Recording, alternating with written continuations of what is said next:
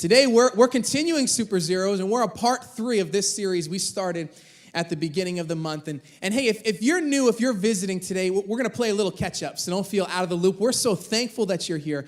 In fact, in the chair in front of you, there's an orange Connect card. If you would take a minute to fill that out, we want to give you a gift before you leave. Just say thank you for investing your time with us. But don't feel like, what happened in part 1 or 2? We're going to talk about it. We started this series because if you've ever attempted to maybe read from this book yourself, maybe you've had an experience where you read and you felt like, man, I can't do anything that I see happening in here. I'm not as strong as the people that are in here. And I grew up in church culture, so for me, I remember hearing, Sunday school. Have you heard that before? Like going to Sunday school class and hearing these stories of these people, and they were always seemed like these great superheroes, and they did amazing things. And we believed that they did amazing things, but it was really God who did the amazing things through them. And if you've ever had an experience where you went to read and you walked away and closed the book and said, I could never do that, that's actually a good response. We should say, I can never do it, and that's why we need Jesus. We need him as our Savior. We need God. And we're learning that when God calls us to do something, he actually equips us to do what he called us to do.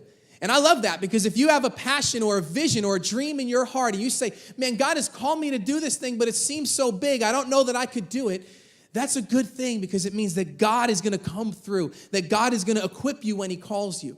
And last week we discovered through the story of Gideon that when we have our weaknesses, they don't disqualify us from God. They're actually a really good stage for God to stand up on and say, man, now that you recognize how weak you are, I can do something great in your life. Because if you remember the story of Gideon, he had 32,000 people in his army, and God shrunk it down to 300, 1% of what he started with. And God said, that's because I want to come through in this story. And so that's kind of what we're doing here. We're calling these guys Super Zeros because although they're good and we respect them and love them, we recognize that Jesus is the one superhero in our lives and in this world. And we look to him and we celebrate him. So today we're going to talk about a man named Jephthah. And I'm telling you, I'm going to stutter over that word a couple times. It's hard to say and spell. It's Jephthah. All right, so it's hard, so just forgive me if I say it weird, okay? Can we do that? Can we be friends today? All right, thank you for that. So we're going to talk about Jephthah and discover what he teaches us about being a super zero and about our lives. And before we dive in there, I want to talk about my brother-in-law, actually. And I cleared this with him, so don't worry. He's coming to the 11. I said, hey, bro, I'm going to talk about you tomorrow. You good with that? He's like, all right. And this is why, because my brother-in-law is so good at getting deals, it amazes me. It completely blows my mind. So he recently graduated from college, and what he does is he goes around yard selling on the weekends, and then he flips it on eBay, and that's just what he does. And I've witnessed him in action before when we went to this giant outdoor flea market in South Carolina. And it's amazing because I'm nothing like what he is, and I admire it. So for me, it's like if I have to talk you down in price, I'd rather just pay more for it. People like that, it's like, I don't want to get involved in this. I can't confront. I can't go back and forth here. Just, you're telling me it's 50. I can see that it's worth 10, but here's $50 because that's not who I am. And now my brother-in-law, Richie, he does this. I mean, he has no problem just talking in a kind way, but saying, I'll give you this for it. And he always gets what he wants. Somehow, and then he'll walk in and be like, I could sell this for $100, bro. It was only $1. I'm like, dude, how did you do that? How did you talk yourself into that and talk them into it? And I love that about him. And now as you think about that, I'm sure that we could split the room right now, and there'll be some people that land on this side, and it's like, yeah, I could definitely, I'm good with words. I could, not just to get what you want, but you're good with conversation, and you can talk to people, and you can ask the right questions, and you can engage people the right way, and you can make a deal. You guys see that, what is it, Deal or No Deal's coming back or something with the cases, right? Like you can, is that the show? You can do that. You can make those deals. You can talk yourself into things. You can talk others into it. You can get out of some pretty messy situations with just a little bit of smooth talking. And then there's others of us that's kind of where I land. It's like, I'm not very good at confronting you, and I'm just going to go with what you're saying, and I'm probably going to get taken advantage of, but it's okay. Here's my money. Sign me up. But no matter where we land horizontally, okay, that's when we interact with each other. I believe that all of us, every single person, whether today this is your first time, second time, or maybe you've never been to church before in your life, I'm sure there's been a time in your life already, and if not, it'll happen, so trust me on this, where you try to get a bargain out of God. Okay, so let's think vertically here. And I'll tell you, I can go into story after story where I have tried to convince God to do what I need him to do. You know what I'm saying? Like we try to get a bargain out of him. We say, well, God, I mean, you should do this for me, and I need you to come through. And maybe you call that prayer, and maybe before you leave church, you drop a little couple extra dollars in the bucket, and you say, well, this will work in the future. I'll just leave that there for God just to remind him. But you know what that's like. And although we might not be good at bargaining horizontally, when it comes to the vertical relationship that we have with God, there is something in us that wants to go there. We want to talk God into doing things for us. We want to talk him into giving us what we most need in our lives. And that's what we're going to discover from the life of Jephthah today. Now, here's why this matters. Because if this actually works, think about it. If we could actually come up with, whether it's from this book or maybe you read a prayer or you talk to a pastor or a person, imagine if we could actually come up with the formula to get God to do what we need him to do. I mean, don't you want to know what that is? I would love to know if it works. And on the other side, I would also love to know if it doesn't work, because why am I going to waste my time doing something that doesn't actually produce a result? You know what I'm saying? Your time is valuable. In fact, I think it's the greatest resource we have. We can always make more money. We can't make more time. Our time is important. And so think about it. If you believe that you can somehow convince God to do what you want him to do, and you're spending all this time doing things or praying prayers or giving or whatever that looks like, all in an effort to get God to give you something, well, if you're right, that's great. But if you're wrong, it's wasting time. So today I want us to discover what that looks like. Can we bargain with God? Can we live in such a way that gets him to show up in a bigger way in our life and give us what we're asking for? And that's why I'm grateful for Jephthah, because Jephthah teaches us something about that. Now, let me give you some history here. Where we're reading from today is in the first part of what we call the Bible. The Bible is just a collection of books. There's 66 different pieces of writing in this book. We bound it up around 330 AD, and we called it the Bible. But we're reading from the first part of it, which is, you might say, ancient history. This is specifically Israel's history. Now, don't let me bore you with the historical stuff. I just want to give you context. At this time period, their culture was very, very different than ours. Okay? Not just because we're reading from the Bible, but because if you open up any global history book or any ancient piece of literature, you've got to know, okay, I'm reading from a time that is different. And I want to set the stage because some of what we're going to read today seems like, that's crazy. You ever done that in the Bible? You open it, that's crazy. I'm going to close that. That can't work. And it might not, because what we're reading is descriptive, not prescriptive. We're reading a descriptive account of the life of Jephthah and the people of Israel. Now, this time period, Israel had no other leaders in their life. There was no kings. If you've ever heard of King David or Saul or any of the, there was no kings yet. Moses, if you've heard of Moses, he's dead and gone at this point. There's no true leader over Israel. So God establishes judges. And judges were these people who would serve the people of Israel. They would instruct the people of Israel. They would lead the people of Israel. And then there would be a new judge. And there was 12 different judges. And you heard Pastor Jonathan, next week he's going to talk about Samson, the strong judge, the last judge that Israel had. And today we're talking about Jephthah. Now the reason why God had to set up judges was because Israel kept doing the same thing over and over.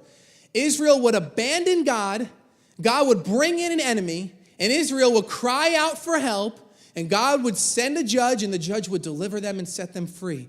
And you heard in Pastor Jonathan's video there, he pointed out that this is a story of God's grace, because God continues to show favor to the people of Israel. I mean, they break God's commands, they hurt him, they sin, and they cry out for help, and God says, all right, I'm going to bring you another leader, I'm going to bring you another judge.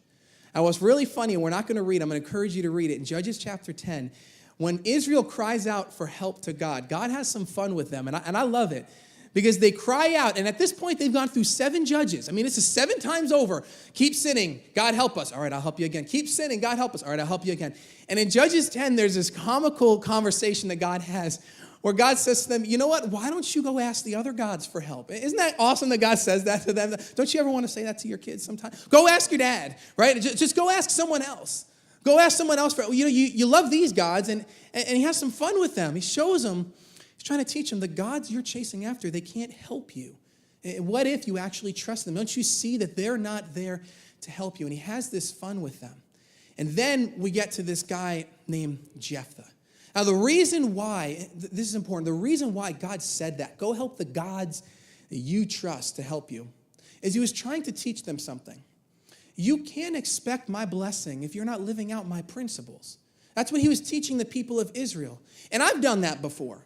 Have you ever asked God in your relationship, God, bless my relationship, make it healthy, but you're not honoring and loving that person? It doesn't work. You know it doesn't work that way. God, just bless my marriage. Yeah, but you haven't shown your spouse how much you love them in a while, and that's my principle, love them.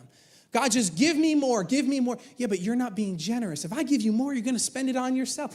And so God is trying to teach the people of Israel, I want to be your God, because these gods, they can't really do anything good for you. So in comes Jephthah. Are you ready to read it? Judges chapter 11, verse 1. Now Jephthah of Gilead was a great warrior. He was the son of Gilead, but his mother was a prostitute. Now that's important. The reason why the author of Judges gives us detail is because the details matter. So Jephthah is the son of Gilead. That's great. That's an Israelite clan. That's an Israelite leader. That's a good name. Okay, you're a Gileadite. That's awesome. But your mom is a prostitute. Now look at what happens here. And I think we're going to be able to relate to this. Gilead's wife also had several sons, and when these half-brothers grew up, they chased Jephthah off the land. And look at what they say. You will not get any of our father's inheritance, they said, for you are the son of a prostitute. Now, I don't know if you've experienced this before, but have you ever had it when someone finds out your family history and they find out your name or they find out something about you or about your family, and suddenly there's a little disconnect between you and them? Like everything was cool until they found out that detail about your life. Oh, you did that. Oh, you went there. Oh, you were with him. Oh, those were your parents. This still exists today. I mean, look how thousands of years ago, we're still treating each other the same way. And Jephthah now, although he's the son of Gilead, although he's got this strength in his name, his brothers or his half-brothers say, yeah, but you have no part in our inheritance. You don't have a right here because of your history, because of your past, because of who's in your family. So you just get out of here. Now, here's the important thing. You were designed for community. Every single person. We are designed for relationship. God made us that way. The one thing God said in the beginning that was not good was isolated person. This guy's by himself. Adam is by himself. It's not good. He needs community with other people. So when Jephthah's brothers chase him away, Jephthah does what we do. We look for community. You can't exist outside of community. So verse 3 said that Jephthah fled from his brothers and lived in the land of Tob. And soon, I like this, he had a band of worthless rebels following him. Right? I love that description there. So Jephthah is chased away from his family, but because all of us are designed for community and because you're going to have people in your life that you connect with and associate with, Jephthah finds a band of worthless rebels. Now, let me explain what that really means. Jephthah became, in his day, the godfather. That's it. We're going to see it. But that's what happens because Jephthah has a leadership quality. He is the son of Gilead, and he's designed to be a leader. And when he gets a band of worthless rebels around him, he sets up his own mafia. Okay, this is the first reference to the mob. I'm telling you, it wasn't Israel, it was Italian. The whole book is Italian, trust me. I know I don't look it, but I'm 50%. But here's Jephthah, and he literally sets up as a mob boss. You're going to see that. And he just has these people that just follow him, and he's got his band of worthless men that are around him because he's a leader. And he could do good, but now he's associating with other people, and it's just, well, I'm going to lead. I'm going to do what I'm called to do. Now, here's what's interesting. Israel is still being afflicted by their enemies. Remember, the last conversation God has was, why don't you ask your gods to help you out? And so now the people of Israel, this is great, they all come to Jephthah after he sets up his little business, knocking on doors and making sure people pay, and you didn't pay. They come to him, they recognize his band, they recognize his leadership qualities, and they actually ask him for help. Look at this. In verse 6, the elders said, come and be our commander. Help us fight the Ammonites. But Jephthah said to them, this is why I'm telling you, just picture the Godfather accent in your head. I won't try to do it. But are you the ones who hated me and drove me away from my father's house? And now you come here uninvited, right? It's there. Why do you come now when you're in trouble? And he's saying, look, hold on a second. You chased me away. You didn't want anything to, now you're coming to my doorstep and now you need my help. And here's where we see Jephthah's ability to bargain come into the story. Jephthah's ability to make sure he gets what he wants out of the deal. And he's going to do it horizontally because some of us are good at that. And so he starts talking to them. And he says, because we need you, the elders replied. If you lead us into battle against the Ammonites, we will make you ruler over all the people of Gilead. And Jephthah said to the elders, let me get this straight. If I come with you, and if the Lord gives me victory over the Ammonites, will you really make me ruler over all the people? Jephthah's asking the question that you and I ask when we start to bargain with people. What's in it for me? How do I get a deal out of this? How do I make sure I get mine? You want me to do something for you? Well, I'm going to make sure you do something for me. What's in it for me? So you're telling me if I do this, if I bring my guys into this and we get the victory, you're going to set me up as leader? Is that what we're saying? And they agree to it. And Jephthah smooth talks his way into this great deal. I mean, this is a rags to riches story that we see here. He goes from being chased away by his family to now they're coming back to him and saying, we need your help. Or if you need my help, it's going to cost you something. Let me bargain with you. Let me get a deal out of this. And they agree to it. And now all of a sudden, Jephthah is not living on the outskirts of town. I mean, he is set up and he's being respected and honored and people are coming to him. So when we look at this, we're going to keep score today. Jephthah is now 1-0. He has won one of his conversations. And you know what happens when you win in a conversation? You want to have it again, don't you? When you get a deal, it fires you up. I got a deal on this one. Maybe I can make a deal on the next one. Maybe I can make something come of this. Maybe I'm good at talking. I'm good at getting what I want. So I'm going to keep living life this way. Let's see what I can do it. So Jephthah, going in with a victory, he now turns his attention to the Ammonite king. He figures if I convince the leaders of Israel to give me what I want, maybe I can figure this out with words when it comes to this Ammonite king. And it says in verse 12 that he sends a message to the king of Ammon asking, why have you come out to fight against my land? So he begins his message with, let's get it on the table. Why are you fighting against us? Man, I just want peace. Bring the cannolis in. Let's just have a good time now. There's no need for fighting. And we're not going to read it all, but verses 13 to 28 in this chapter, you go into Jephthah's entire mouthful speech. You've seen this before. You tried this. I tried this. Years ago, Amy and I we were shopping for a car, and we went to a car dealership. And I'm not going to say names and all. So we went to a car dealership, and we spent 6 hours. I know we're crazy, but we spent 6 hours there passing the paper. You know what it's like if you bought a car. I'm telling you, I would say I'm leaving. I would go outside. I'm like, I really don't want to leave it. And my wife is very sensible. She's like, Keith, we should leave. It's like, we've been here no, babe, I'm going to get a deal out of this. We just got to play some hardball. Don't you worry. I'm not walking away without a car. And you know what happened 6 hours later, right? I didn't get no car, right? But I tried my best with as many words as I could come up with to convince that person, give me what I want. Come on, let's lower the payment. Let's increase this. What if you throw that in? And we might have kids someday. They could work here. Whatever it takes, just give me the car and we'll figure it out. I want to make this deal. Come on, stay with me. And it didn't work out for me.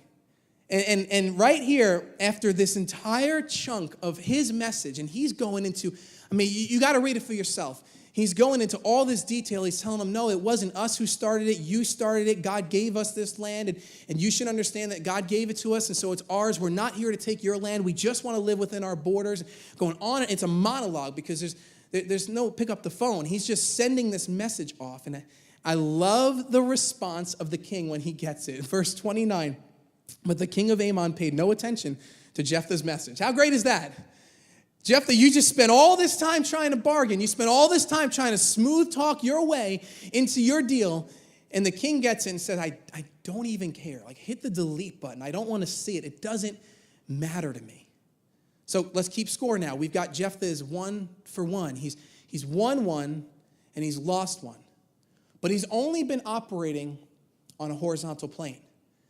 Now he's going to set his sights up and he's going to try to do what I'm telling you I've tried before over and over. And if we could share stories in this space right now, you could talk to the person in your row and they will tell you, yep, I've tried to bargain with God before. I've tried to get him to do what I want before. I've prayed the prayers. I've done everything I could think of to get him to come through. And Jephthah now at this point, he's getting ready to make that move. And he misses something so important, so important. And so now after he's won one and he's lost one, he's great at making deals.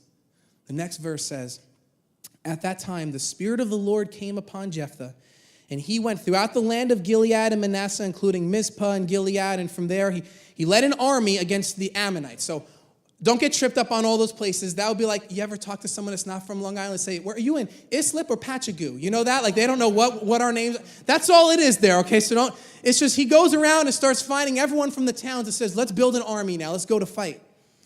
And then he does this. He bargains. And this is heartbreaking. And Jephthah made a vow to the Lord.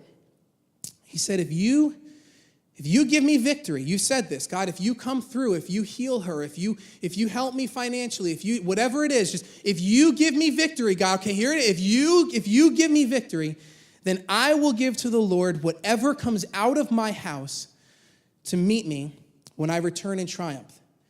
And I will sacrifice it as a burnt offering. So here's what he's doing. He is bargaining with God. And I need to give you some insight here. God didn't ask him to do this. We didn't skip around and say, well, where's the part where God said he expects a burnt offering for him to come through? It wasn't there. We didn't read it because it wasn't there. Okay, Jephthah on his own initiative figures, I'm really good with my words this way. Maybe I'll try using my words this way. And I think I know what God wants. I mean, God, you want a burnt offering. You want me to burn something for you. And the reason why, this is the culture, the reason why he thought God wanted that is because that's what all the other gods around him wanted. Remember, this is Israel at their worst. When we hear about Samson next week, I mean, you've got to come back because the story is incredible with what Israel and what Samson does. This is not Israel in their finest hour. This is them 8 judges deep into living the way the other people live. They have abandoned God's principles. God lays out a best plan for their life, and they go on the totally different path, and they just do what they want and expect all the blessings from this path. And at this point, when Jephthah makes this statement, I'll give you a burnt offering, he didn't get that from any of the law before him. He didn't get that from Moses. Moses never said it. And by the way, if you're going to fight someone, offer God a burnt offering, you might get him to show up for you. No, he didn't say that. And this is where you and I have to connect to this story because you're going to find yourself in one of two places. You're either really good at proactively bargaining with God or you're really good at reactively bargaining with God. And I'm telling you, this is what it looks like. Proactive bargaining with God. I had one friend who said, I need to increase these are his words, my Jesus juju. I said, explain that to me. I never heard that term. Well, it's like rubbing the magic lamp. Like, I just want to make sure that I'm good with God. So if I ever need him to come through for me, I've got enough set. This was his belief. And I walked with him and I just encouraged him and prayed for him. I said, man, I don't know that it works that way. I don't know that you can show God your perfect church attendance record. And then when you need a promotion at work, you can wave that in front of him, your sticker chart, right? I love sticker charts. Or God, I really need more money. And I mean, look at me. I've been giving every single week. I give. I'm generous. And I need you to come through now. That's proactive bargaining. That's you making sure there's enough ammunition in the clip so you can say, when I got to fire a shot, I've got bullets there. I've got my giving bullet, my serving bullet, my showing up bullet. All of those things that, I don't know if I should use guns and bullets as the best illustration, but all those things, when you go to shoot God down, you say, this is exactly why. This is why you should come through for me. That's proactive. Now, I don't land there, but you know where your pastor and your friend tends to land is the reactive. Reactive bargaining is when something doesn't go the way I thought it was supposed to go, and suddenly, I'm angry with God. Are you kidding me? All I do for you, and you're going to do this for me? I show up, I serve, I give, I help, I love people, and this is the thanks I get. Why do we have to struggle? Why is it so hard? Why isn't he healed? Why doesn't she know what's best for all of these reactive bargaining tactics where we stand there as Jephthah and we say, God, come on, I'm going to do this for you. I scratch your back, you scratch mine. That's how this thing works, right? I'm going to talk you into what I need. Now, here's the part that breaks my heart. Jephthah wins. Jephthah goes out that day with his army and he wins the war. And it says in verse 34 that when Jephthah returned home to Mizpah, his daughter came out to meet him, playing on a tambourine and dancing for joy. She was his one and only child. He had no other sons and daughters. And you know the vow that Jephthah made moments before.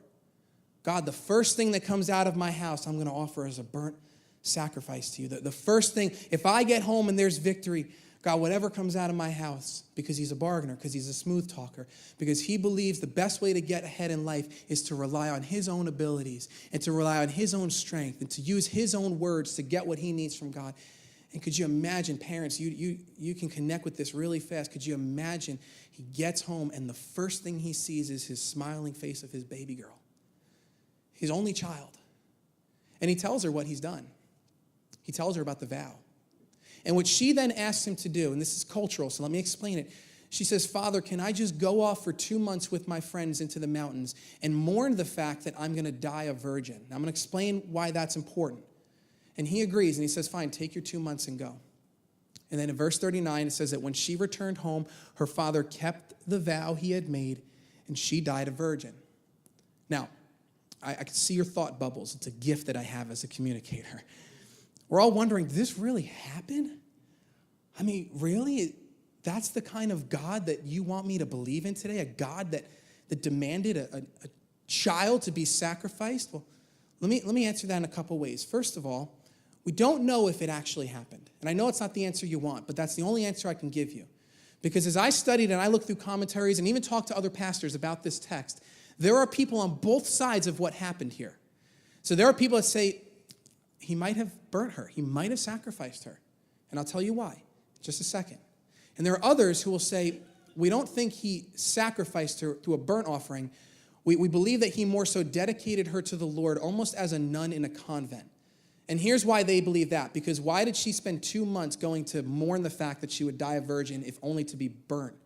Does that make sense? Like, why am I going to go and cry if I'm going to die anyway? And so a lot of scholars will say we believe that when she came back, he didn't follow through with the burnt offering, but he burnt something else in her place, but now she was dedicated to the Lord. Now, you and I might say, well, that's a whole lot better. Yes and no. Because in this culture, remember, he has no other kids. It is very important for you to produce a male offspring in this culture. This is thousands of years ago. This isn't a Bible thing. This is just a human thing. It is very important for you to produce a male offspring to carry on your tribe's name. If women could not produce children, if they were barren, or if they never had a son, it was as good as they were dead. I know it doesn't feel that way, but in this culture, there was no value or worth for you if you couldn't create a male. You know that from history books. Who was that, King Henry or whatever? Just wife after wife because he wanted the male. That's this. So don't just think, well, that's not as bad. No, it's devastating. And the reason why he may have actually sacrificed his daughter as a burnt offering is because that is exactly what every other god around him demanded that the people do to appease the gods. But the God that he knew never demanded that. The God of Israel was so against human sacrifice. You got to read it for yourself all throughout the law. God even told the people of Israel, when you enter the land I'm going to give you, don't follow their gods and don't do their practices. There was this one god named Molech, and the people, all who followed him, said the only way to appease the gods was human sacrifice, human sacrifice. And God values life. Hear that today. God has never asked a human to be sacrificed. You know who he sacrificed? His own son. That is the gospel in this. We look at Jephthah taking this stance and saying, I've got to get God's approval by sacrificing my one and only daughter. No, God looks at humanity and says, you're going to get what you need from me, not because you're going to sacrifice your one and only child, but God says, I'll do it through Jesus. Do you see the beauty there and the hope there? And I know it's a weird feeling we have in us right now. But here's the heartbreaking part. I hate this. Jephthah never had to make that vow. Jephthah never had to say that. You know why? Because it was not God's request. It was Jephthah's foolishness that made that happen. God never said, Jephthah, if you want me to come through for you, if you want me to provide for you, I'm going to need something in return. Let's start making a deal here, Jephthah. He never said that. It was Jephthah's own foolishness. You know why I say it's foolish? Because he missed the gift that God actually gave him before he went out. Did you see it? Look at the first line of verse 29. Then the Spirit of the Lord came on Jephthah. It should have been over there, guys. Come on. The very Spirit of God, the presence of God, we say today, the Holy Spirit came upon Jephthah. All he had to do was walk out and fight the war in God's Spirit, and the victory was his because it was based on God's Spirit. But Jephthah decided, I don't think that's good enough. I think I'm going to trust in my own works and my own abilities. And so Jephthah makes a vow to the Lord. God never said you had to do that. In fact, God went a step above and gave you, Jephthah, he gave you his Spirit. What are you doing, man?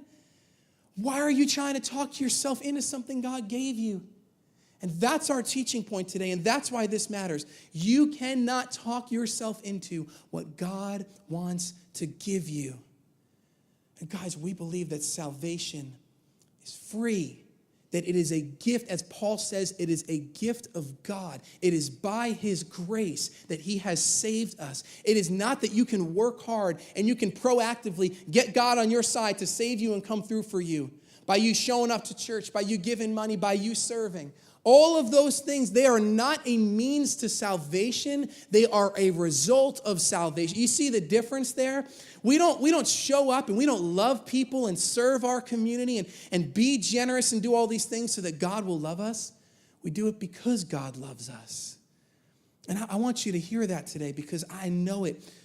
I can land here.